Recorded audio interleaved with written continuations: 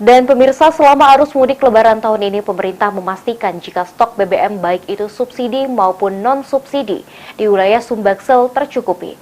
Pertamina pun menyiapkan tim motoris guna membantu masyarakat yang kesulitan BBM saat berada di jalan macet.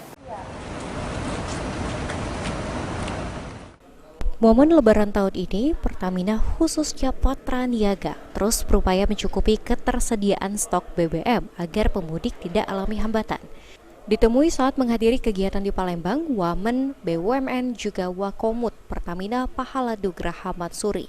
Jika ketersediaan BBM baik itu subsidi maupun non-subsidi selama arus mudik Lebaran dipastikan tercukupi.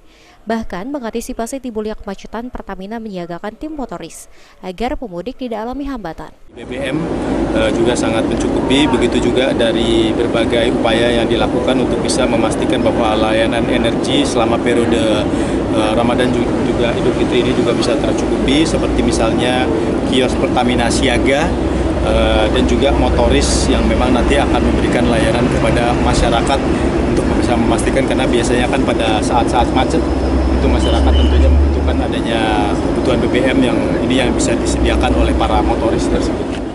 Sementara itu, Dirut Pertamina Patra Niaga Alfian Nasution diperkirakan untuk BBM jenis Pertalite dan Pertamax akan alami kenaikan 24%, sedangkan untuk solar malah akan turun. Kira-kira sekitar 24%, namun untuk solarnya perkiraan kita turun sekitar 1,7%.